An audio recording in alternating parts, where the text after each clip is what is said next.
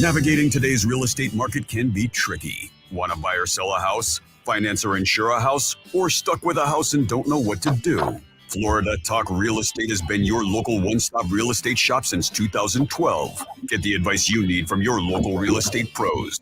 Here are your hosts, Jim DiPaola and Johnny C. live on Real Radio. Nope, Johnny. Maybe that's better. There it is. Saturday morning in Real Radio. You mean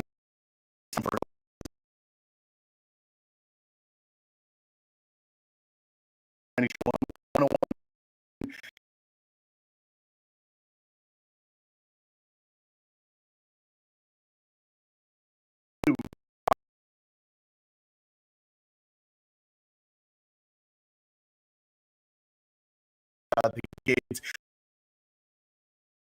Free part of the show. If you have questions, comments, concerns in the world of real estate, pick up your phone, dial 877-927-6969. Jimothy, our producer extraordinaire, will line you up. We'll get you on the air, handle your questions, your comments, your concerns in the world of real estate. I'm your boy Johnny C, your air traffic control.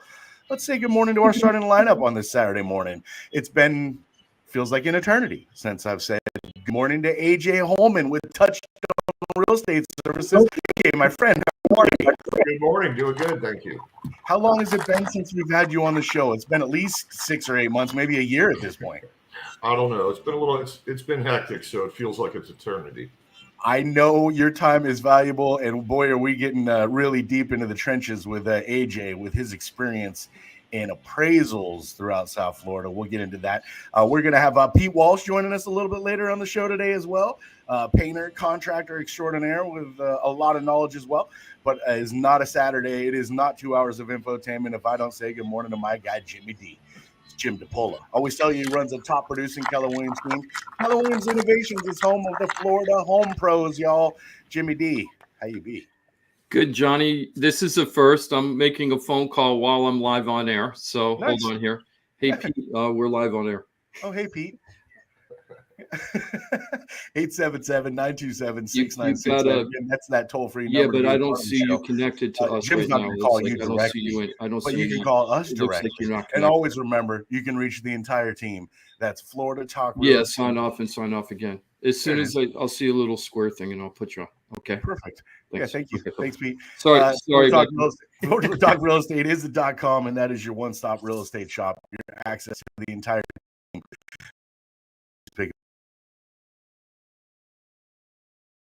Hey, sorry, guys, so much, AJ, for filling in today. I know how super busy you are, so to squeeze in today was super nice of you, and it was a really good time because I didn't know this when I called you earlier this week, but the stats just came out for the month of February.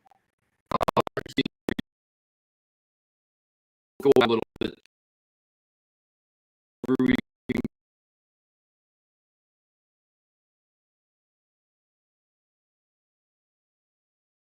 Is market is really good insight to have this throughout this little question. I don't want the answer now. Okay, we're going to talk about it, so I'm going to give you a little teaser. So this is what I wanted to know. I met with several people in the last week. We would go over the comps in their neighborhood. Now, let me just give you an example. It's not real numbers, but they're close, okay? So the highest sale in the neighborhood is 510 in the last year, right? The sale was like last month. The highest sale was last month, right? But in the last year, it's the highest sale. And then selling their house now. So the highest sale neighborhood is 510, and then the next one below that's like 470 something. And then they're clustered between 350 and 470 in this community, right? But then you have this 510 sticking up there that's brand new, okay? Now, my house is way better than so put my house on for 575. So what I want to do later, talk to you when it comes to appraisal time for that house. Even if a buyer does give 575, if the appraisal matters in the deal, meaning that there's an appraisal contingency or financing contingency based on appraisal, I want to know if that deal's probably going to cut the mustard or not. We're going to talk about that. The other thing that we're going to talk about, since the prices came out this week, we're going to be talking about where we are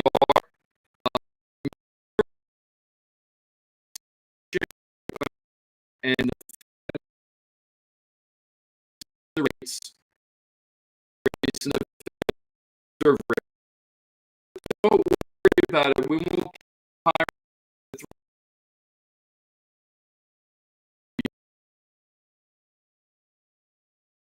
3.7. That was so January. We're in March. Okay. So the first thing is we're way past where the national economists thought we were going to be on interest rates, and we're going up. So when interest rates go up, what normally happens, Johnny? Well, typically you're going to see a bunch of buyers kind of getting bumped out of the market, right? Because they're just being priced out now. They're not able to afford what they were able to afford just a few months ago. And you'd like to think that we'll shift from sellers to more of a buyer's market. Maybe we'll see some prices start coming down. Prices come down. So when interest rates go up, prices go down, right? I would like to think that's going to work out that way. Yeah, good luck with that. We'll talk about that later because that theory, that whole economic model has been totally shattered into a million bits of pieces right now. Okay, we don't know how long that's going to last, but it's just a wacky time right now. The other things we're going to talk about is we're having some technical difficulties, as you know, but we're trying to get Pete Walsh on the show. This will be really special. Pete Walsh owns a handyman and remodeling contracting business. He's done some great work for a bunch of our customers throughout the last couple of years. Oh, yeah. And I've never had a contractor come on this show to talk about stuff. We had another show that we had with Derek Radzikowski, who has a really good contracting company called Ross Brothers. But Ross Brothers Contracting really is more of a super luxury. Got to spend $300,000 check for the remodel or he doesn't come out to your house kind of thing. Pete's does everything for everybody. So he's more of an everyman, handyman contractor. We're going to talk about how to use contractors in this seller's market as a buyer and how to use contractors to try to get the deal that you want in this tough seller's market. And we're going to talk a little bit about that with Pete too. Man, there's a bunch of moving parts right there with their availability, right? All the not only the labor, but all the materials that are in play. There's a lot of moving parts there, but working with great people is what it always boils down to. Remember, FloridaTalkRealEstate.com. What else are we getting into today? Well, let's start off with this first. We always like talking about any kind of scams that happen or anything. We always try to let people go. Haven't seen this kind of scam in a while, but it's here. So in Clearwater, a little farther north than us, but it's happening. A Clearwater woman was arrested last week because she was renting out a place that she didn't own. So she found an abandoned house and put a for rent sign in the front yard and started collecting rent. And she became the landlord for a property she didn't own and started collecting the rent. She got caught. She was in jail. Last time we saw, her bond was set at $5,000. So I don't know if she got out, but it was pretty bad for the couple that were trying to rent the place because they paid for first-class security at about $1,800 a month. And they even went out and bought some appliances for the place that needed for the rental. That's awesome. Now they have no rental, but they got the appliances and all their money was stolen. So be very careful. This is a crazy rental market right now. And make sure that when you're trying to rent something out, that the person you're renting it from is actually the landlord. I don't think I've ever, and I've rented a number of places. I don't think I've ever pulled the records to see who owns that home. I know. I know you would think you wouldn't do that, right, Johnny? Yeah, it's just not something you're thinking of at the time, No. Yeah, but we're in Florida. Okay, so we're in Florida. So just be careful with everything. Anytime there's money to make off of a scam, Florida's all in, right? Florida. Somebody in Florida is going to be going, that's an awesome idea. Let me get involved in that. So we have had something like this happen before. During the last real estate crash. When we were on the show, Johnny, I think it was 2013. Might have been 2014, but I think it was 2013. We had a couple, Chris, and I forgot his wife's name, and I feel really bad about that. But Chris and his wife, they were short selling a house with us in Lake Worth.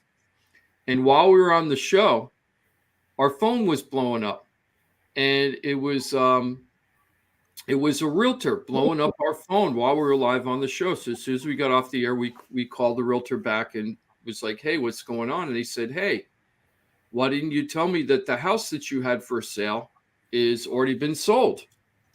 And I'm like, what are you talking about? What property? And he told us. I go, that house isn't sold. And he goes, well, when I knocked on the door to go show the property, the people answered the door and said the house is no longer for sale. I go, what do you mean people answering the door? There are no people in that house. It's a vacant house. And they go, no. There's people at that house. There's a whole big family there. And I'm like, no, there's no family there. Yeah, wrong address. Like, yeah, I figured they were at the wrong address. Yeah. So they went back out to the house, did a FaceTimey thing with us and showed us it was the right house. So then I called the owner and I'm like, hey, did you rent out the house while you're trying to short sell it? Which is legal. They could do that, but they should let us know. And he's like, no, I don't know what you're talking about. So he races over there. I'm racing over there. By the time we get there, there's 5 police cars surrounding the property. No kidding. All these Lake Worth police surrounding the whole property. The people are holding a lease to the police officers while the owner is standing outside saying, this is the lease that the owner gave us and signed. Here is his signature right there. Now, they had no idea that the landlord was watching them tell the police this. The owner, not the landlord, the owner of the property. He wasn't a landlord. He's the owner of the property. Yeah. That the owner of the property is there, and he's like, I own the property. That's not my signature. Never saw that document in my life. Then they went in to check the house. The people moved all their furniture in, right? There was a drug scale. So there were drugs. There was drug paraphernalia all over the place and drug residue. And there was a drug scale there and the whole 9 yards. And the police. Well, I got a quick question. What makes it a drug scale? Because I have a scale for weighing food. What makes it a drug scale? Is it drug just residue? Okay. Drug residue. Yeah. All right. It's not a drug scale until you get the residue on it. Then it's a drug. Seems like an obvious connection. I'm with you. So I had some concerns. I'm like, wait a minute. I have a digital scale. Is that it was actually crack on this one. It was actually crack.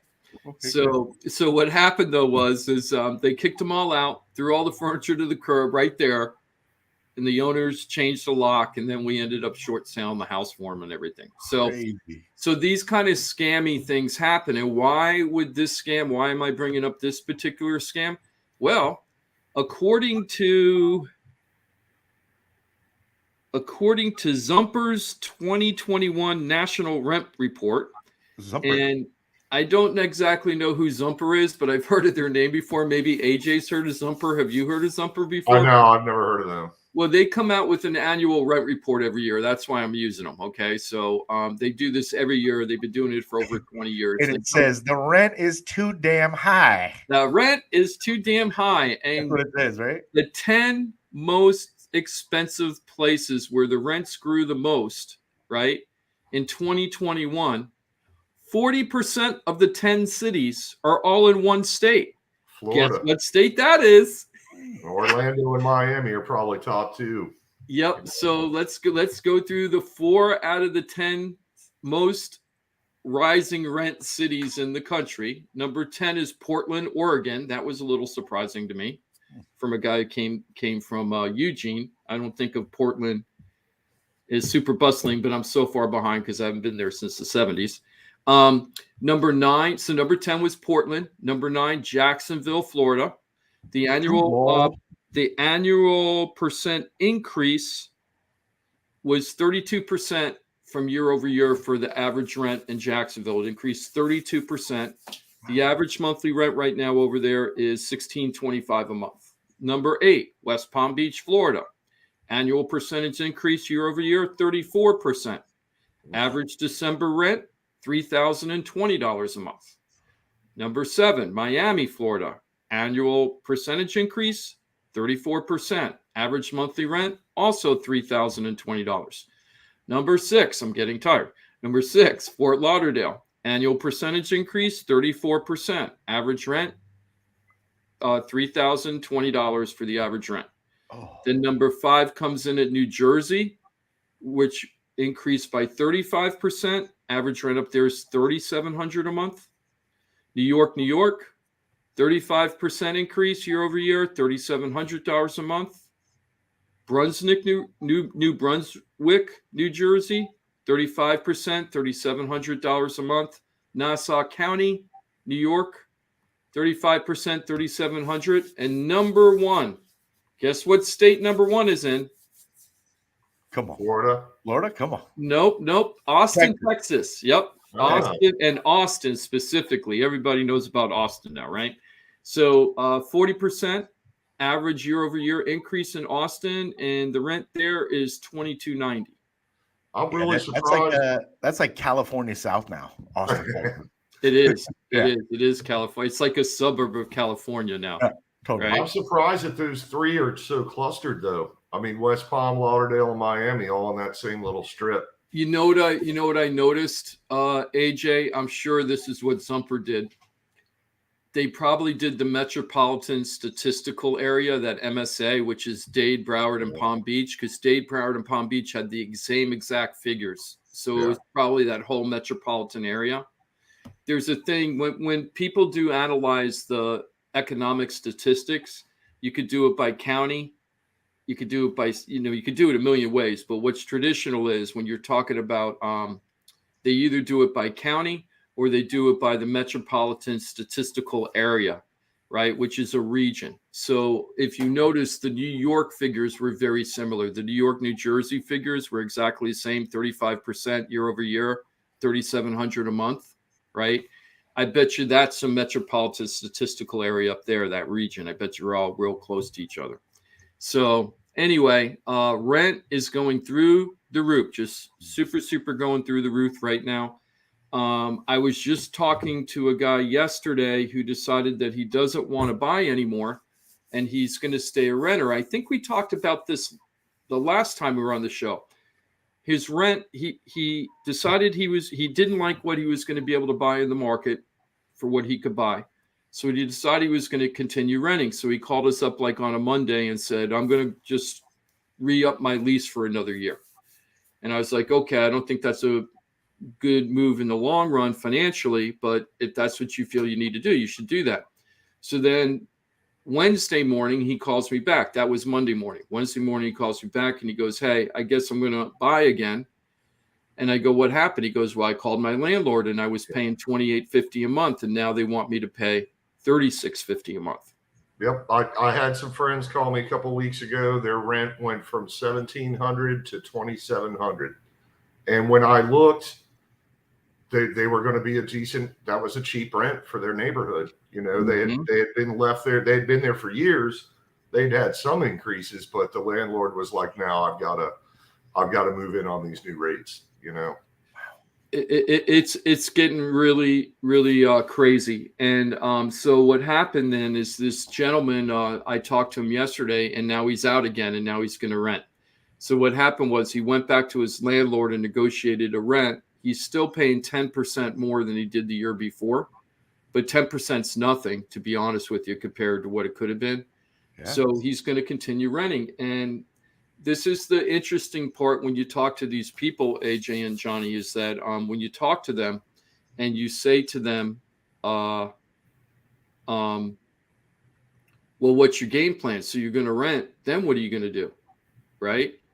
And then they don't have the plan.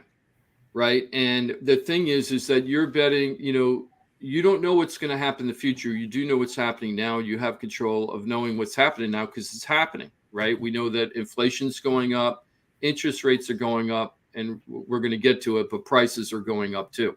Gas is coming down.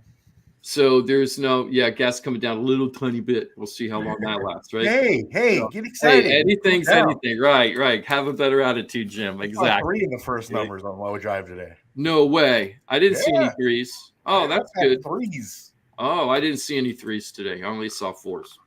And I saw a couple fives. Damn. For premium or diesel, I think. So So here's the thing is that it's really, really a tough market for buyers right now. It's super, super tough. However, we're going to talk about this a little later in the show. You only need one house, right, guys? Like if you're buying a house, you don't need 10 houses. You just need one, right? So you got to have a plan on how to get the one. There are people buying every month right now. Okay. There aren't like people not buying houses. Houses are being still bought like Tic Tacs. It's still happening. So when you say, oh, this market stinks, well, there's a whole bunch of people out there that are like saying, yeah, this market's tough, but I want to buy a house, right? Or I got to buy a house. You know, my family's growing, or I need to downsize, or I got to move to a different area. You know, there's things that are happening and you have to do that. So we're going to get into that a little bit, but can you believe these price increases on the rent? And I don't see that slowing down anytime soon. That's going to continue to go and go and go. Yeah, I'm born and raised here, and I got a lot of friends that are getting priced out of the area. And I don't know who's going to service all these new people that are moving in with all this money. I don't know who's going to serve them food and park their cars and do all the other things that make this city run. What, and I don't know the answer to this, guys. I'm being honest. How do they do it in San Francisco and like New York? Well, I mean, like New York, look, if you've ever been to Manhattan, you know, I know I would always talk to the bartender a little bit and say, hey, where do you live? You know, and the thing is, they don't live in Manhattan. They commute in. But with us, we've got the western boundary of the swamp, you know, where we don't develop. So you can only go so far west. And, you know, where are you going to come from? And we don't have the transportation infrastructure that those cities do. You can't take a train and come in from an area that's significantly cheaper to come in for work for the day. It's just not practical. Exactly right. We didn't plan for the growth in this state that has happened for sure. There was no foresight or ability to see that happening in the future, and we're stuck with where we're at. But rent is always going to be strictly supply and demand, right? So I think you're probably spot on, Jim. This isn't changing anytime soon, because where are they going to go? As AJ noted, what are you going to do? Everybody's condensed into such a small area that it's literally a bare knuckle brawl over rental properties. It really is. And the thing is I'm telling a lot of people that are thinking about doing type of investing that this is a great time to do a rental properties, to buy rental properties if you can find them. I was talking to Jared about this yesterday, Jared Perry from the Perry CPA Group, and also Player Performance First Sports and Entertainment Agency. But we were talking more like accounting stuff yesterday. And what I was telling Jared and telling his athletes was that this is a great time to be a landlord, and short-term rental is the place to go right now, like Airbnb type stuff. It's just super hot. I'm talking to tons of people making between $40,000 and $50,000 a year in gross rent collected down here in South Florida on every unit they're doing. They're pulling in $40,000 to $50,000 a year just from daily rentals, right? Yeah, as much as the long terms have gone up, the short term versus long term is just astronomical. Yeah. So here's the thing. My play would be, and this is what Jared said. Jared goes, the only thing I'm worried about the Airbnb stuff, Jim, he feels like it's trendy. He feels like this might not be a forever market for the Airbnb. It's just because of COVID and everything kind of fueled this Airbnb frenzy, and that maybe eventually that'll slow off. And what I said to him was, that has a possibility of happening for sure. What happens if we get into stagflation with this economy, which I've been talking about stagflation for how long, Johnny? I mean, I remember bringing it up and people were like, what's that? Remember when I would bring it up back in 2019 and 2020 saying, I wonder if we're heading towards stagflation. And people were like, what the heck is stagflation, which is low production. Our GDP is low, not negative, just low, not producing what its capability is, and also everything is super expensive. That's right. what you gotta have high employment too. Employment. What I've been reading lately, Johnny, is that they rarely bring up unemployment or employment as a factor. It's more how strong is your capability compared to what you're actually producing, and how expensive is stuff. So the unemployment, I used to say it all the time that the employment was a factor in this, but now I'm not sure because I never read about it when I hear stagflation. I don't Yeah, see it's it like, well, you used to though, because now okay. it's convenient to not include it. It's Mhm. stagflation requires high unemployment numbers for stagflation. So I just don't think we're going to get there because our employment's pretty strong. Well, what could happen though is that the prices get too expensive. This is how I think this stagflation could happen. We have very high inflation right now. If that doesn't slow down, we'll see what happens, right? But as that inflation eats away at the consumer psyche and they start spending less on things, I think one of the first things they're probably going to do is not go on vacation. So then the Airbnb, I might be wrong about that. Okay, I'm not saying I'm right. I'm just saying, but that's traditionally those kind of things are the things that you take away, right? You're not buying new cars. You're not buying expensive electronic equipment. I don't know why that happened. And that kind of thing. So if everything slows down, then what's going to happen is you need to produce less. That's how you get the low production compared to capability. Why is somebody going to produce a whole bunch of stuff that isn't going to be bought? Because it's so expensive. So it turns into this vicious cycle, and we'll just see what happens. I mean, I think one of the things though that I didn't hear you say talking about these short-term rentals is the price to rent a hotel. You know, a hotel room is so much more than it used to be. I've been trying to get away with my wife on a little trip for months, but you know, when we finally do, the rates, you know, there's a reason people are going to these short-term Airbnb and VRBOs because the hotel room rates are insane. That's actually a really good point. Is Airbnb might be actually protected from that, or actually become fueled higher, because the way that you make your money off Airbnb, you can't charge what the hotels in the area are charging. You got to be underpriced. That's the trick to this whole thing. You got to base your numbers so you're underpriced compared to a hotel destination place. That's how you make your money. So what me and Jarrett were talking about with that is that if you really feel like Airbnb is trendy, your backup plan is to turn it into a regular long-term rental, like a monthly rental, year-long rental, because when you do that, we still our rental situation is just so bad that if Airbnb is no good, you could just turn in rental because we're such a short of inventory for rentals, right? Regular rentals, right? And then what you could do is, what I told Jared is, if you're really worried about your guys like getting caught in a bad market, what you should do is you should buy the units based on long-term rental calculations, and then use that, buy the house, turn it into the Airbnb, you'll make a killing. And then if you have to go back to turn it into a regular rental, you based all your numbers off of that originally anyway. And Jared, I love that idea. I just had a client buy a triplex, and that's exactly what they did. You know, all their numbers are based off of annual, but in reality, they plan to do short term. Mm-hmm. Johnny? And I'll tell you one thing that I think it comes into play for me and my wife. And, you know, we live within our means. We don't try to overreach too much. Mm-hmm. But one thing we like to do is really take care of ourselves when we have a little getaway, like AJ was talking about, you know, playing with the wifey. We'll spend more than we feel like we should to go to a resort type place. I'll tell you, we did it not too long ago.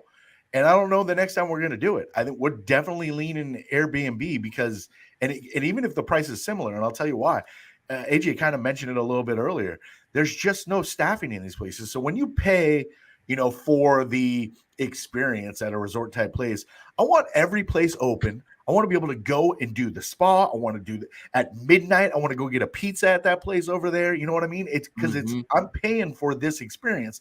None of the stuff's open. And if it is, it's one thing open and there's this huge line for it. And it's disgusting. It makes you're just upset about the whole experience because you start thinking about the money you're spending and you go, wow, you could have just done the Airbnb, been in a great place, you know, and you just spend your money a little differently. When I spend for that resort experience, I want service. I want everything open. The staffing's just not available. It's a tough situation, which is why I think the Airbnbs are really, I think most people go once, like me and my wife, and go, we're not going to do that again. Even the theme parks. I'll tell you what, it's expensive to go to theme parks. nothing's open. The rides are open, but it's like every other spot for food. There's just probably every third is open and like minimal stuff. So it's just not worth the freight to do the experiences anymore because you don't get the full experience.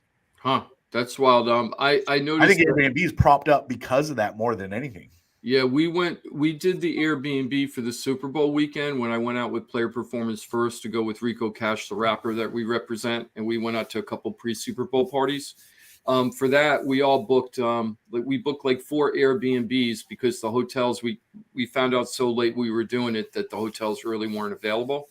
So we just booked the Airbnbs and they worked out really well. The only probably downside is you're saving the money on the Airbnb, but we did a lot of Ubering. So that ate up a lot of costs probably. It probably almost evened out by the time we were done. Now the other thing, and we chose not to do a rental car because it was just too crazy with the weekend and everything. But the other thing is that when I went out to the Keller Williams family reunion the week after, it was a 5-day convention in Orlando at the convention center. So I stayed in a regular hotel there on the convention grounds and all that. Right. And you're right, Johnny, most of the restaurants, even in the convention center, there were some opened and everything, but there were a lot of things that were closed. The hotel was a fine hotel and everything, but the service stuff that they offered you and everything was lacking for sure. I think that's putting it nicely. Yeah. Yeah, I really do. You got a great opportunity to join the conversation as always every Saturday. It's toll free, 877-927-6969. We always have Jim DiPaola from the Florida Home Pros, Keller Williams Innovations. Today, AJ Hollman is joining us with Touchstone Real Estate Services. Many, many years of experience in South Florida doing very important work, appraisal work. And man, is it important these days for buyers and sellers. Appraisals mean everything, especially if you're doing funding. That is your magic number. A good opportunity to speak with a very experienced appraiser. Of course, if you're not comfortable on air, don't you fret. You can always reach the team. FloridaTalkRealEstate.com. FloridaTalkRealEstate.com, your one-stop real estate shop. And you'll find the hotline there. 888-973-7828. Jimmy D, let's do a little reset. What are we planning on talking about when we come back? Well, we're going to go on the flip side. We're going to get into numbers of what happened in this month's stuff, and we're going to get the answer from AJ. So the highest sale in the neighborhood is 510, and my people want to put their house on the highest sale in the last year was 510. The next highest was in the 470s. And these people want to put their house on the market for 575 because their house is way better than the 510 house is what they're saying. So they always are, Joe. They always are. They always are. So we're going to talk about that on the flip side. And we're going to try to get Pete Walsh on right now. Okay. All right, perfect. We're going to be power packed for you, and you are welcome to be a part of it. I gave you that toll-free number. I'll do it again, 877-927-6969. It's a quick 4-minute break. If you want to jump on right now, do not be shy. Jimothy will take care of you, and we're back at it. 1, 2, 3. Count them up 4 minutes from now. Thanks for being with us every Saturday. It's right here, Real Radio. What's a Real Radio podcast? It's Real Radio on demand. Find your favorite show at realradio921.com. It's Colin Coward. Here's what's trending from iHeart Sports Network, presented by Mercedes-Benz. A practice day in Greenville for the Hurricanes, who got late free throws to beat USC at the NCAA tournament yesterday. They meet Auburn in the second round tomorrow. The Miami women also won yesterday. They now will face the overall top seed in the tournament, South Carolina. Marlins won their spring training opener by thumping Washington. Meanwhile, the Heat took care of Oklahoma City last night, and the Panthers also won with a shutout of Anaheim. I'm Matt McCoy. This family takes turns turning heads, brains, beauty, and athleticism. All they need now is for you to drive them off the lot. The Mercedes-Benz family of SUVs, a family of unrivaled vehicles waiting at your local dealer. Mercedes-Benz, the best or nothing. Hey, it's your boy Johnny C here, host of Florida Talk Real Estate. They're tops when it comes to helping people buy and sell houses. But Florida Talk Real Estate is so much more than that. For 5 years, I've watched these guys help thousands of our listeners with any real estate need. They couldn't do it without their sponsors, who are experts in their fields. Check it out. Jim DiPaola, powered by Keller Williams Realty. Their team specializes in helping people sell their house for top dollar, and buyers get great deals on the purchase of their home. That's what they did for me and my family, and I couldn't be happier that I hired them for my real estate transaction. Mike Rao from the mortgage firm is one of our favorite guests on the show, and he is the mortgage guy. Whether you're looking for a refi or a mortgage to purchase a new home, Mike Rao will get you the answers you need. The mortgage firm is licensed to do loans in Florida, Alabama, Tennessee, and Georgia, and they have local offices that cover all of South Florida. So if you're thinking about a refi or a new mortgage, go to the mortgage guy, Mike Rao, and find out what he can do for you. The Mortgage Firm, Inc., NMLS 189233, Florida license MLD 78, equal housing lender. The law office of Paul A. Krasker has been specializing in real estate law for nearly 25 years and has the professional team you need. Upside down with your house, Paul's team can help you conduct short sales, loan modifications, even if you're behind on payments. They also help you with foreclosure defense and bankruptcy. They can even help you get a student loan modification and repair your credit to get the score you need. Paul's full-service team has helped thousands of our listeners, and they can help you too. Trident Title LLC is the largest privately owned title company in Florida. When you need a title company to complete a refi, home purchase, or sale, Trident Title has got you covered. Not only do they offer competitive pricing, Trident Title has attorneys on staff to make sure if you have bumps in the road declaring title that you can get the job done. Beware, not all title companies in Florida have attorneys on staff. Trident Title does and complies with all the new federal regulations released last year. Ross Camaronets, owner of Brightway Insurance, has been helping our listeners get great rates on homeowners insurance plans. Haven't checked your homeowners insurance policy in a while? This is a great way to help reduce your monthly mortgage payment. Ross can also help with renters and auto insurance. Ross is only a phone call away and can usually get the answers you need same day. Call Ross today at 561-425-6228 or drop by his office at 873 Donald Ross Road in Juno Beach. So now you know why I'm happy to be part of the Florida Talk Real Estate Show, the longest running real estate show in Florida. And all these sponsors are just a phone call or a click away. Just call 888-973-7828. That's 888-973-7828. Or go to floridatalkrealestate.com. That's floridatalkrealestate.com. And don't forget to use the most accurate search engine to find your new home or ask for a free home valuation because floridatalkrealestate.com has you covered. That's floridatalkrealestate.com. You're listening to Real Radio 92.1, and we are an iHeart radio station.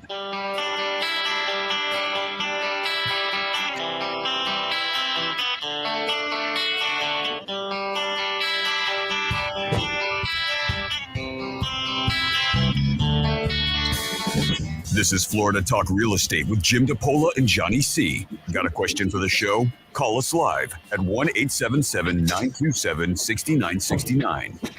It's Real Radio. It's Saturday, and that means we give you 2 hours of infotainment. It's always great to have you with us, whether you're on the radio, 92.1, 101.7. Thank you for finding your way into Florida Talk Real Estate every Saturday. Of course, we also go live on Facebook and YouTube. Florida Talk Real Estate on Facebook. Nice to see you folks on the Saturday morning. And if you're on YouTube, that's Florida Talk Real Estate LLC. Not only streaming live on Saturday mornings 9 until 11, but that is a hub of a ton of information, video snippets for you, a lot to consume there at Florida Talk Real Estate on YouTube. Johnny C, well, that's me. Good morning to AJ Hollman, who's been with us out the gates this morning with Touchstone Real Estate Services. Nice to have you with us, AJ. Thanks, sir. Always a pleasure. And let's say good morning to Pete Walsh. Now, Pete is a contractor, painter. He's extraordinaire is what he is. He's honest. He works hard. And he's a guy that we're all willing to put our name out there and connect to and just be like, yeah, we refer Pete. And when I say we, I mean the team here at Florida Talk Real Estate, because he delivers every time. He knows what he's talking about. And maybe you've seen the trailer driving around. It's the one with like the Superman logo on it, because he is kind of like Superman. Pete Walsh, hello, my friend. Welcome. You're on Florida Talk Real Estate. How are you, buddy? Good morning, Johnny, and thank you. Good morning, everyone else. How you doing today? Thank you for joining us. We got a lot to get into with Pete. And, of course, it wouldn't be a Saturday morning if we didn't have Jimmy D. It's Jim DiPaola with the Florida Home Pros team. That's with Keller Williams Innovations, y'all. Jimmy D, how you be? Very, very good.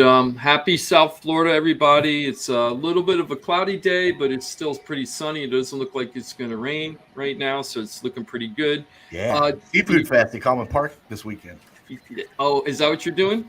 Yeah. Nice. I'm just wanted to say, because I didn't get to do this at the last segment, but Mom, love you. These are the people that are watching us on Facebook and YouTube. Mom, love you. Hey, John Raymar, good to have you over here watching us. Francis, always every week, rain or shine, she calls. She reaches out, watches the show. Thank you so much. John Rothrock, thank you. Regina Franklin, thank you. Elizabeth Lang, thank you. Carrie Jean Wilson Van Twerp, I hope you're still there. Thank you. Stacy Ignazito, we'll be calling you early next week. And Susan, one of our most recent people that bought a house with us, thanks for checking in, and good morning to everybody. If you don't get to watch the show, or if you're listening on the radio in your car or something and you missed a segment or you wanted to catch something, all you got to do is go to our YouTube channel or our Facebook page, and the 2-hour shows are there ready and waiting for you to take a look at them. And then also you can also just go on the iHeartMedia app. We hardly ever talk about it, but if you go to the iHeartMedia app, all our podcasts, I think we got 500 hours of podcasts on there. Wow. Where you just go there and listen to all the shows from way back in the day. So thank you for everybody for supporting us, and don't forget to like and share and follow and subscribe, or whatever you do with those things with the Facebook and the YouTube pages. So click the like, click the button thing, or the bell thing, or whatever all the other stuff is. I'm not a techie guy. That's what I hire people for, but do all that stuff. Yeah, just mash all the buttons. Just do it. Just do it. And let people know about us. We really appreciate it when you share that, you're kind of hooked on this thing and that you're letting other people know. Pete, we're going to get into contracting in just a little while, and talking about how to leverage contracting in this tough seller's market for buyers to kind of get what they're looking for, and leveraging contracting in order to help that happen.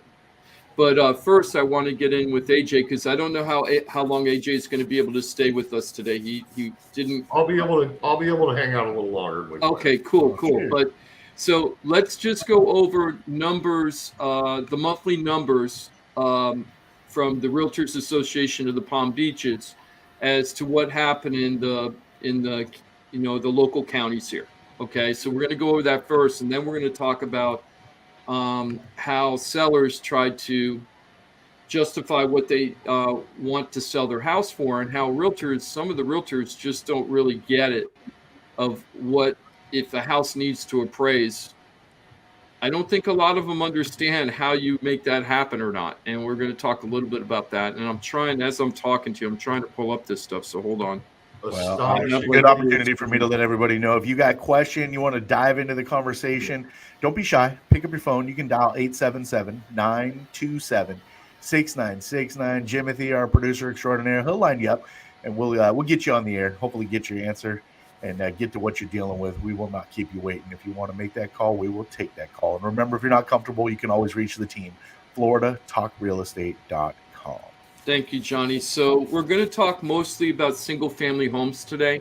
I use that as a benchmark. The townhomes and the condos have different stats, but it gets too complicated when we're talking about 6 counties with 3 different criteria. So we're just going to stick with single-family homes today. We'll start off with Palm Beach County first. So Palm Beach County, closed sales were almost identical. The monthly closed sales in February were almost identical to what they were last year, about 1,200 sales. Okay. During the year, during a typical year, we usually get up into the 1,600s and maybe as high as 1,800 sales per month. Not all year long. We usually average between 14 and 1,500 a month of single-family home sales in Palm Beach County. Usually, if you average it out, that's what it comes out to, is 1,400 to 1,500 a month. And to have 1,200 in February is not atypical. Okay, median sales price, $535 right now. Now, I don't have the old stats from last month, but if I'm not mistaken, I thought we were at 525. I think you're right. And median means half sold for more, half sold for less. This isn't an average. That's a median price. That's correct. So now we're at 535. So that price went up. Okay. So in Palm Beach County, we saw the price go up. okay, from January to February, okay? I don't like doing year over year, guys. I don't do that, okay? Like, for example, if we were looking at Palm Beach County for year over year, we were at 450 this time last year. So now we're at 535. That's an 18.9% increase year over year. And now for everybody we've been talking to for the last couple of years about buying a house, you see why we're like, you got to buy, you got to buy. You gotta buy. Yeah, exactly. So the guy that decided that he was going to quote rent, you know, for another 6 months to a year, just, you know, because he wants the market to change. The market's not going to change that dramatically in 6 months. We're not in a light switch moment like COVID. People think things happen really fast. Remember during COVID, it was like a light switch turned on and off. We just shut everything down and everybody got laid off in massive amounts in a short period of time. Nobody was working. Everybody was shut in, you know, and then. And Mother Earth came back to life in like 2 weeks. Yeah, exactly. Right. All Mother Nature was like, oh. Mm-hmm. I know. It's like, and then, you know, and then we had a pretty strong rebound, right? We did have a very strong rebound. It was one of the fastest recoveries in a recession that we've had in a while.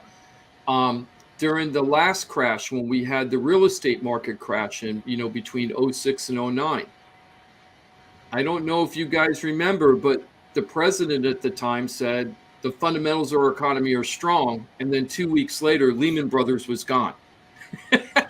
Right? And we didn't even know if we had a banking system anymore. That was like a light switch moment. Too big to fail. Too big to fail. Right? So we had that. That isn't what's happening in this market. This market's going to be different in this way. It's going to be a market that we're going to see gradual changes happening over time. And I'm not saying that that's going to be a correction necessarily. We might continue to see the prices continue to go up. We're already in the red zone for affordability for people local down here, but we're not close to the affordability red zone for people from out of the area. And that's one of the things that that's why we might not have a major correction, even though it looks like we would normally be poised for one right now as far as numbers. But so we're at 535. Okay. A year ago, we were at 450, but last month we were at 525. So we did go up about 2%, like 1.8 or something percent from the month before. Right. And we're seeing about the same amount of closed sales. Now, last year, this is very important. Last year, we had 2 months of inventory. This year, we have 1.1. Now, 1.1 isn't horrible because last month we were at 0.8. So we have a little bit more inventory. Okay, not enough to really make a difference. We need to be at 6 for a normal market. Yeah, because you have sellers that are like, oh man, I better do this if I'm going to sell because as the interest rates are going up, I'm going to start losing buyers. Yeah, exactly, right?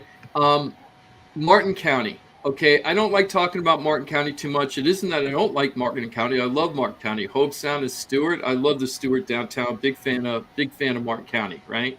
Palm City is a great place to raise your kids with great school systems. So this is nothing against Martin County.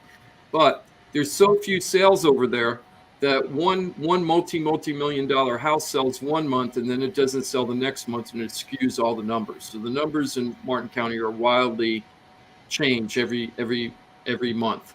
But right now they're at a 522.5 price point for median sales price. Last year they were at 419.9, a 24% increase, but they only sold 166 homes all last month.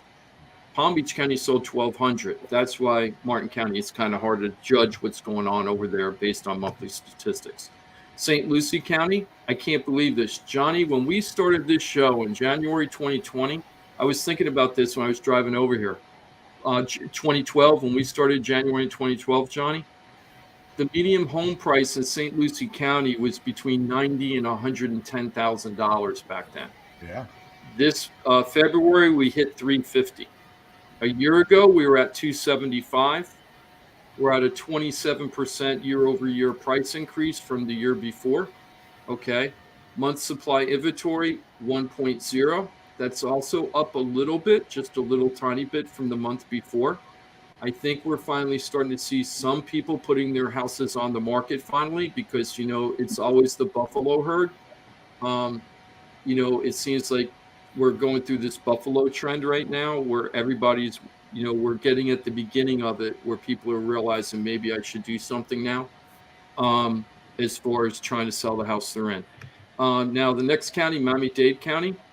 Now, let me ask real quick, AJ, you work in Martin County, yeah? Yeah, we cover Palm Beach, Martin, and St. Lucie. Okay, yeah. and St. Lucie. So you've been very involved in the growth of St. Lucie County and watching the appraisals just keep going, tipping up and up and up. It's my partner handles that area more than I do. I do cover up there. I've done appraisals up there in the last month, but every time we talk, he's like, "This is just crazy. It just keeps going, and it's even stronger appreciation than Palm Beach. It's just unbelievable." It was like that during after we had the crash and we were climbing back out. St. Lucie was always the one that was on fire because it was so underpriced compared to the other counties. So you had this migration thing. People couldn't afford in Palm, even in Broward, and they would buy in Port St. Lucie and suffer the commute, because the price, what they could get for their money, was so great compared to what they can get in Palm or Broward. We're going through that again, but now we're going. I'm sorry. Just like what we were just talking about with Manhattan and the outer reaches, you know what I mean? That is our commuter area because you can't go west. Exactly. And now what we're seeing is, and I don't know if you're seeing this, AJ, but what we're seeing is now we're hearing people saying they don't want Port St. Lucie. They're skipping over. Or people in Port St. Lucie are saying, you know what, I'm going to sell and I'm moving to Indian River. And they're moving to Indian River County, the next county north. And we always have it. We have that with Miami. And that pushes into Fort Lauderdale, and that pushes into Palm Beach, and it just keeps going. Yep. Let me just get through the last county here, though, right? So the last county we have is Miami-Dade County. We went up to 536. Last year we were at 450. That's a 19% year over year. We sold about 1,000 homes. We sold almost 1,100 homes the year before. So we're down 8% on sales. Our monthly supply is 1.7. Last year it was 2.8. So so overall, all the counties saw some price appreciation from compared to last month. Now, let me just bring up one more thing, and then we're going to get into AJ on the appraisals. The last thing I want to bring up is the interest rates. Mike is probably glad he's not here today, Mike Ralph from the mortgage firm, because the interest rates have gone up pretty significantly. So do you feel like you're in May 2019? Because that's where we are with interest rates. The last time we had interest rates this high was May 2019. We have 4.16. Last week we were at 3.85. So if I'm not doing my math incorrectly, that's more than a quarter point in 1 week. Is that correct, Johnny? It's like 0.3 in 1 week. Yeah, and you know what? I guess I'm just not following the news very much. I had no idea it had happened. Oh yeah, I've been talking about this. We knew this is coming. So here's the thing. In December, they told us they were going to raise the interest rates 4 times, and that we would get by the end of the year to about 3.7. Right. Some people were saying, maybe we'll get to 4.4. But most people, the great majority of economists, were predicting 3.7. The Fed's so far behind the curve. I mean, so far behind the curve. They are way lagging. So, yeah, we got to get some movement. Yeah, and I was saying December, they're on crack. It's going to be 5%, right? And that's what I was saying. I was sticking my neck out there, and I'm like, I don't see 4.4. I see 5%. And that was with 4 hikes. Now the Fed just did the first Fed reserve rate hike since 2018. When they came out with their report, they said they're going to do it 6 times this year. So basically every meeting they're planning on raising the Fed reserve rate. Yeah, for the wrong reasons, though. I mean, it's all in the name of trying to squash inflation, which is, I think it's a terrible reason to be doing it. But oftentimes people do the right thing for the wrong reason. So what we have is right now is the interest rates went up. So since January of 2022, we were at 3.11 when we started the year. We're now at 4.16. We have officially gone a whole point plus just since January 1st. Okay, I don't see how we're going to hold to 4.4% by the end of the year if the Fed's going to raise the rate 6 times, if they end up doing that. Okay, and so here's the thing. Interest rates went up a whole point since January, and all the prices went up too. Yeah, the crusher is going to be for all the credit card debt that a lot of folks carry. You know, we are a charge it nation. And as the interest rates all adjust, that's going to be the big hit for so many folks is their credit card numbers are going to go through the roof. And wait for that shell shock. That's why I think we're going to definitely have a slowdown. Is what's going to happen is the consumer is going to be squeezed on all levels. Their gas is expensive. Everything that they're buying for their household goods is high. They're also, if they do need to make big purchases like houses or cars and things like that, they're at all-time high. Yeah, that's why I say right thing for the wrong reasons, because they're only going to make it worse for middle and lower class for sure. Yep. So here's the thing. I think the middle class is finally going to say no mas. They had their little party last summer, after we got out of COVID and everybody did their stuff. Now that they're going to have a wake-up shock, it's like, wow, everything's going to be super expensive. And I think they're going to slow down a lot. I think people are going to really nest. I think a lot of it's going to be nesting, where they're going to try to do as much at their house as they can. And I think it's going to be less outside activity just to save money, though, this time. Not because of health reasons, just trying to save money. I think that's what's going to happen right now. Well, the other thing that's nice this time that, I know a lot of people are worried the interest rates go up and, maybe it'll crash again, but we don't have the large amount of interest only or adjustable rate loans that we had last time. And thank God we don't, because, this is historically low rates. I mean, in my lifetime, they're still incredibly low. Tremendously low. People will be able to afford their mortgage payments no matter what happens for the most part. Yeah, totally propped up differently housing market, no doubt about it. I read recently that the 90-day late payments, people that are 90 days late or less on their payments, is 0.63% of all mortgage holders, and that are 90 days late, because that's a little bell, like canary in a coal mine about whether we're going to see foreclosures coming up in the future. It's only 0.63. Normal is 1 to 3%. So is all the forbearance through COVID, is that all been dealt with, or are we still kind of waiting on a pile of that? We keep missing Paul because of our schedules, and I want Paul Krasker from the law office, Paul Krasker, to come and talk about this. Because that number doesn't seem to indicate to me that that's including the forbearance people. We had our first foreclosure in a long time, so we actually went into foreclosure defense mode for one of our customers recently, and we had to go through the process. And what we found out, because it was a probate case, the house was so upside down, which you rarely see anyway today, but the house was so upside down that it was better just to let the bank take it back. So would they take a bunch of mortgages out on it? I don't know how it was so upside down, but there was definitely no money in the house. So the best advice to give the family was just let the bank take it back, because you have no legal responsibility anyway, because you don't own the house. It wasn't probated yet. So they were just like, let it go to the bank. And we know that that's rock solid information, because, Paul knows everything about foreclosure defense and short sales and loan mods. Oh, yeah. But that was our first one in a while. And the bank was foreclosing, and they had to wait because the payments weren't made for 2 years. And the bank foreclosed, but then COVID hit and they weren't allowed to finish the foreclosure. And now they're starting to back up again.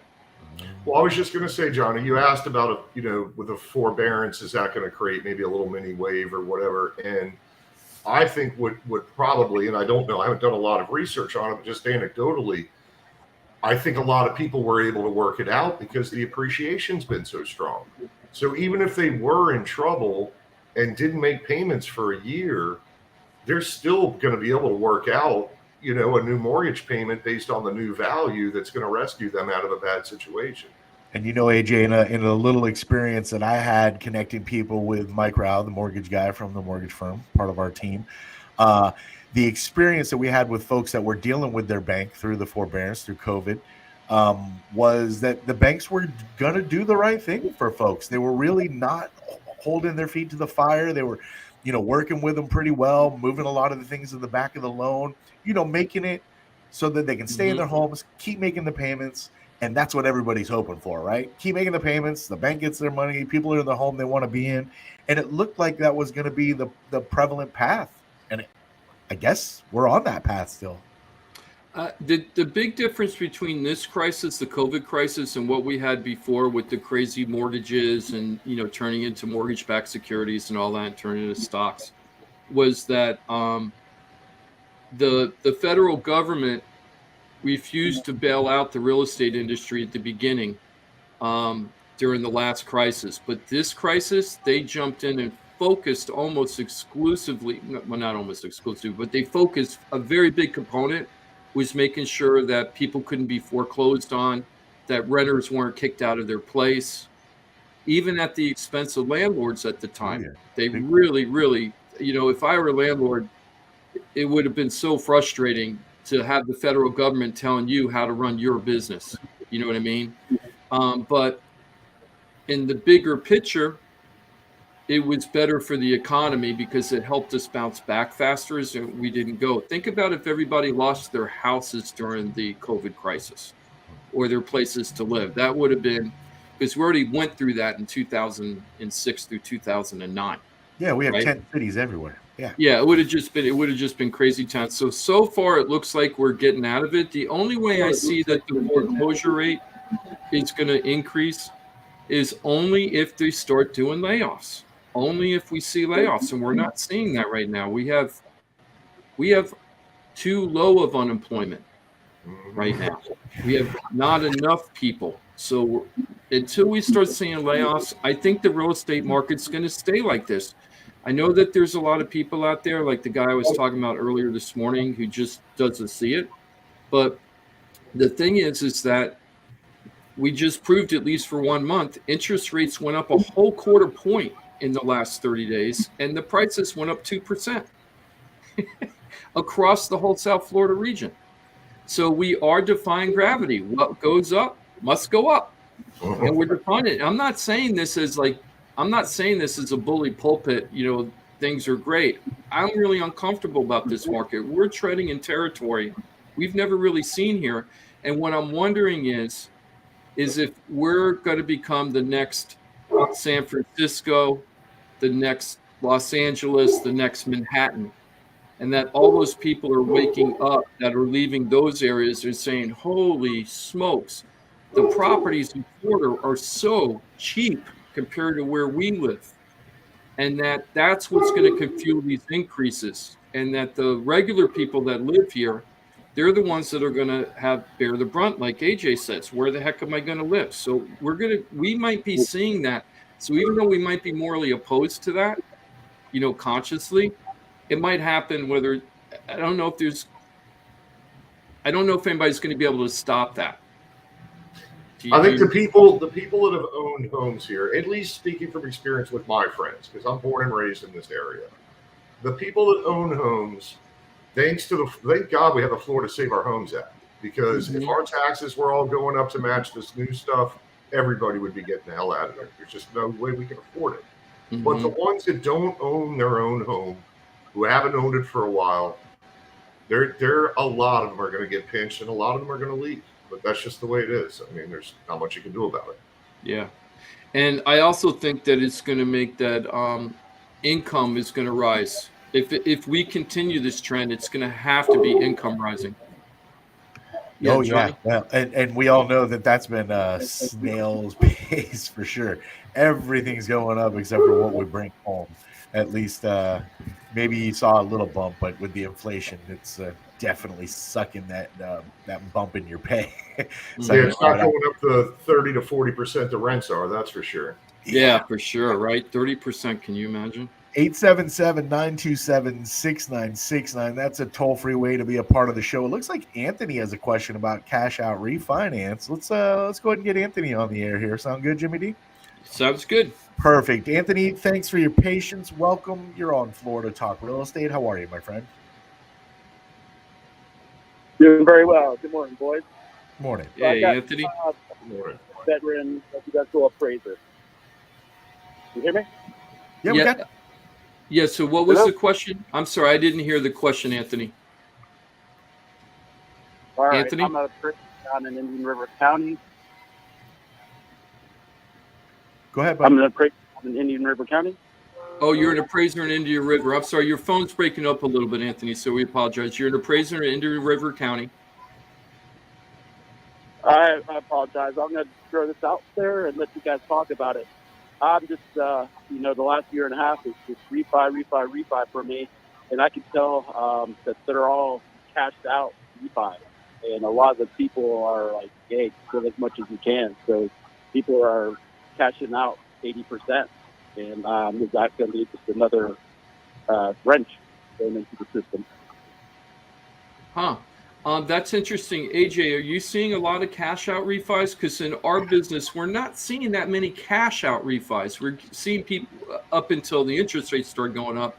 We were seeing strong refis. But in my experience, a lot of people have been ultra conservative and not pulling out a ton of money.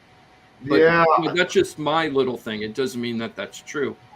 I don't know. We do a pretty diverse spread of appraisal types. So, I don't rely as much on the lender-based appraisals. I do a fair chunk of them, but a lot of them are sales. And then we do a lot of private appraisals. And so I don't know that I would see it. I don't know that that's not the case in our territory. I just don't have as much visibility to it as the gentleman seems to. Yeah. Well, with the cash out refi that Anthony was talking about, I know he was saying that could be a warning sign that people are playing around with their house money, again, their equity in their house. That could be true, but it also could be that they're taking out the money while interest rates are very low. So they're not going to be paying a lot for that money that they're taking out. And the other thing is, the only way that those people would really be hurt is if the market did have a severe correction. Then you would get in a little bit of troubles, but if you could afford your payment. They're going to live there, though. Yeah, if you live there and you can afford it, it's not the end of the world. The value of your home only matters when you're trying to sell it or refi it, right? That's 100% true. Right. People forget about that. You're always going to have little ups and downs in any market. We've just been in like this crazy market for so long. People think it goes up all the time, no matter what. It's like we're living in helium, right? The whole world, like when it's like everything is going up. It's just kind of crazy. I wanted to go over a couple other things just real quick. And thank you for being with us, Anthony. Thank you, Anthony. John, who's a big fan of the show, he was when we were talking about Airbnbs. Just want to catch up a couple of things there.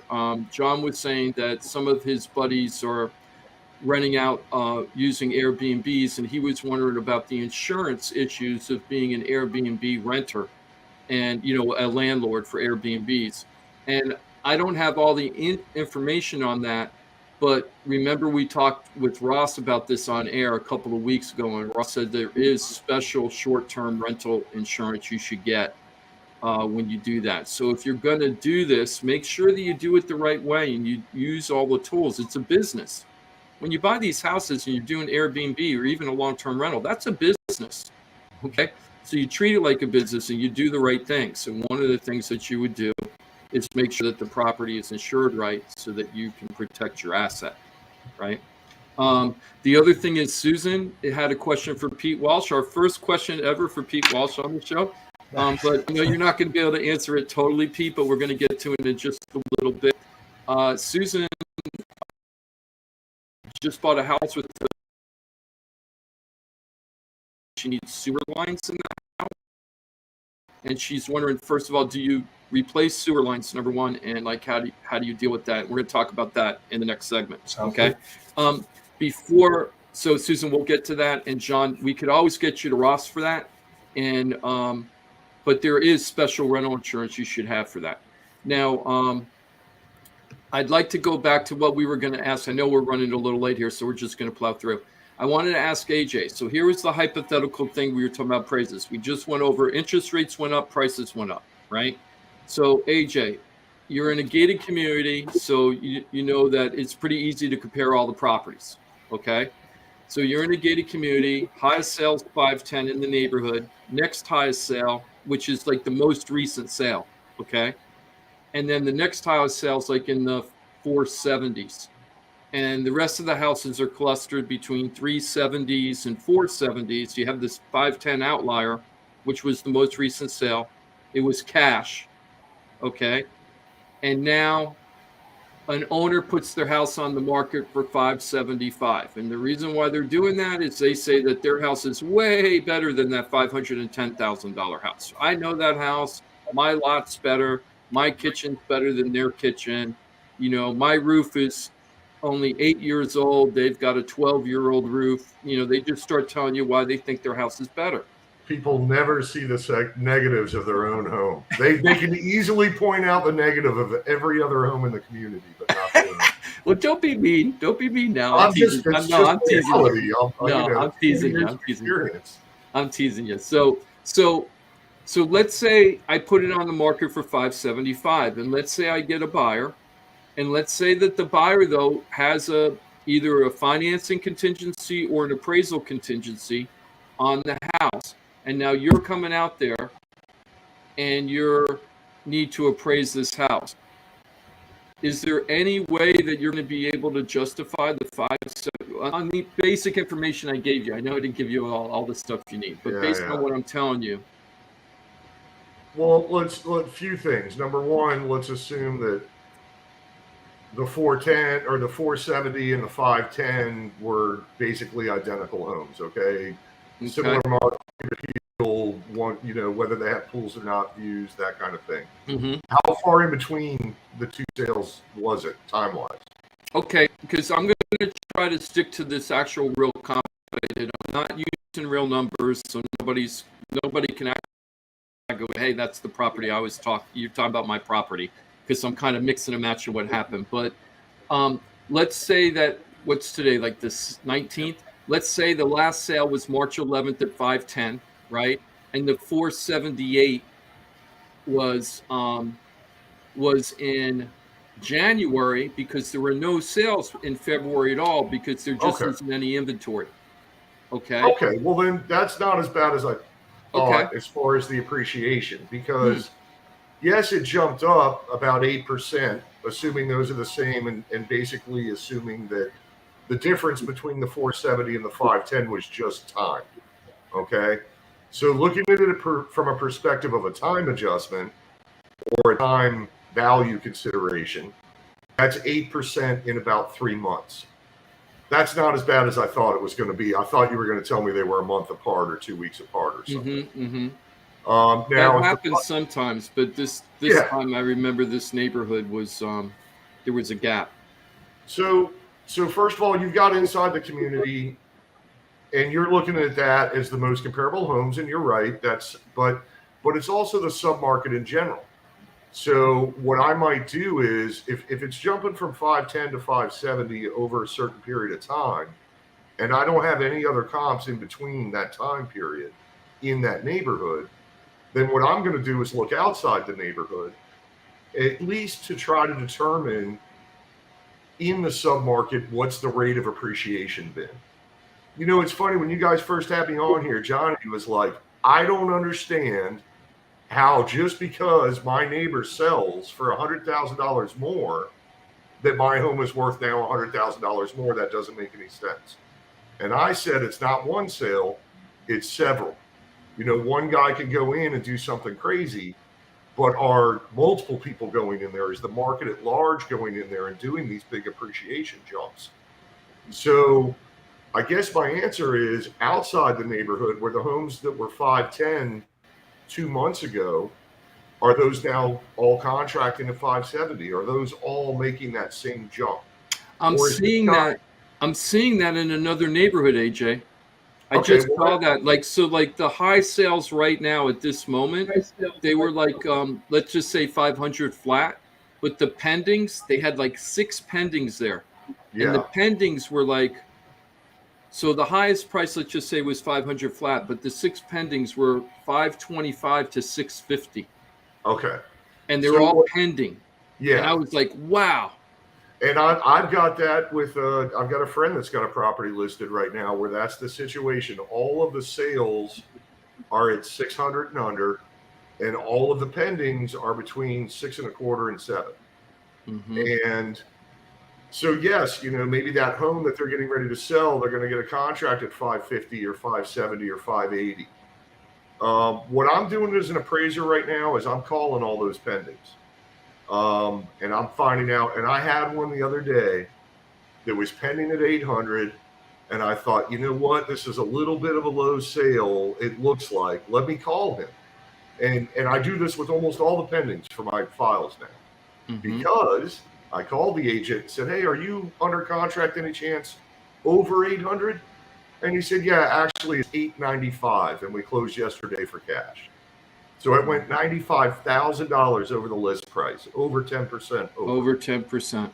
So my biggest, you know, piece of advice for realtors that are trying to do these, trying to figure out these time adjustments and with the pendings and where the market is from the appraiser standpoint, call the realtors for the pending sales. I do that all the time. Find out when they're closing. The realtors are being very forthcoming compared to years past about what it's under contract for, because they know what we're trying to do. You know, we're trying to prove that statistically, not one person, not 2 people, but 4 or 5 people are paying this higher price level in that submarket. But if you don't have closed sales that support that new price level, it's not going to happen. What would happen if, what I do now when I comp properties for customers, and I did this with Pete when Pete sold his house with us back in the day. And what we did is, because the inventory is so low, when I do the comps, I do one comp just in that neighborhood just to see what's going on in that neighborhood. But then I do a search, an active search, looking for other houses that are just like my property and see what other, you know, what they're on the market for. Right. So there are times, like I remember one time I was doing a deal in Jensen Beach, and we were the least expensive 3-bedroom, 2-bath, single family home with a pool and no HOA in the whole county, right? All of Martin County. We were at 360 something, or back then, right? That's like 2 years ago. We were at 360 something, but we were also the cheapest. So I advertised it that way, but we were high for that neighborhood. But compared to any other 3-bedroom, 2-bath pool home you were looking for in Martin County, we were the best value. So we got what we wanted, and it did appraise, right? You know, especially realtors tend to look at the community, and homeowners tend to look at their exact community. What makes a good appraiser, in my opinion, is knowing not just that community, but the surrounding, the sub-market. You know, I live in Cedar Ridge. We have townhomes here. Now, I know there's 3 other neighborhoods that comp for this neighborhood, that, you know, because we only have 110 townhomes in here. So they're only going to sell so often. And in this market, it's going to be a big jump from one sale to the next. But if I look at Park Place, or I look at, you know, 2 or 3 other neighborhoods around here, between those 3 or 4 neighborhoods, that's my sub-market. That's my immediate surrounding area. Somebody who looks in this neighborhood is also going to look in those neighborhoods. And right now, time is so important since the last sale, since these sales occurred. So as an appraiser, you know, I might start with 12 different sales or comps that I look at. 8 of those, 6 of those might be sales, and 4 to 6 of those might be pendings or actives. Appraisers always look from today backward, and realtors always look from today forward. Because as a realtor, you're looking at your competition today. And as an appraiser, you're trying to prove closed sales values. And so you're looking to yesterday and the day before and the day before. And the further back you go in an increasing market, the more you've got to try to nail down a correct rate of what we call time adjustments, the rate of appreciation. I don't have statistical evidence of this, AJ, but it seems to me that I'm seeing a lot of back on market properties coming back on market after they went under contract. So let me explain that to the general public. When you put a house on the market, it's active. Then when you get under contract, you either have it as pending or active under contract. It used to be called contingent, but now it's either pending or active under contract. And then let's say the deal falls apart for whatever reason, it doesn't matter why. When you put it back on the market to sell it, it's called back on market, active back on market, right? So you know that the deal fell apart. Have you been noticing that contracted deals are falling apart? And I'm wondering if appraisals been a big part of that or not. I haven't seen a whole lot of it, but it certainly makes sense that it would happen. I would say at least 30% of the contracts that I'm seeing for sales, and probably more, but at least 30%, the contract specifies that the buyer will pay a certain amount above and beyond the appraisal up to the sales price. Does that change your opinion when you see a bunch of those? Like how do you incorporate that information? As far as my appraised value, it's not really making a difference. But what it is telling me is from a 30,000 foot view, back in 06, 07, that wasn't happening. They had sales concessions in there. They were very leveraged out. And that was really the gating factor. So a lot of deals fell apart because of the appraisals back then. But this time, people are not as leveraged out on these loans. They're not doing sales concessions, and they are willing to pay that more. People always used to ask us back in 05, 06, we'd say, look, we can't go higher than the last sale. And they would say, well, how do values go up? And that's where I coined my phrase. People say they're willing to pay more, but they're not. They're willing to borrow more. But this time, that's not what's happening. People are actually willing to pay more. That's true. I never thought about it that way. That's totally true. It's a big difference. Yeah, that's true. So people being able to people writing into their contracts that they'll pay more than the appraised value, that doesn't impact my appraised value decisions. But I will tell you what annoys me right now is somebody writing in sales concessions. If somebody says, this house is worth $400 and I'm going to hand you $10,000 cash back at the end of this transaction. Well, we all know that what you're really saying is that house is worth $390. So don't expect the appraiser to come in at $400 where we're already having such a, we're already looking at so much appreciation and so much stretching these values up that basically you're throwing fake money into there. Yeah. How can we throw the brakes on the actual premise of something being worth what somebody's willing to pay for it? Because so you say that if somebody goes way above appraised value to buy a home, right? They go cash deep, a lot of skin in the game. They're willing to overpay for that home based on your appraisal. But if enough of those happen in a neighborhood, your appraisal is going to be affected, right? I mean, it's just they're connected. So how do we put the brakes on that reality in your world, DJ? Well, I mean, that's basic supply and demand and market forces. That's what this country's built on. If multiple people are willing to pay more than what it's worth today, then it's worth more than what I think it's worth today, because those people are proving that it's worth more because they're willing to pay more. And but again, there's a value, right? Your appraisal isn't based on some willy-nilly, I'm okay, I have a ton of money, I want this property, I'll pay whatever it takes.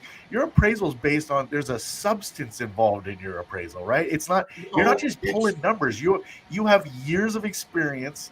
Yes, comps come into play, but you're basing, there's a value, right?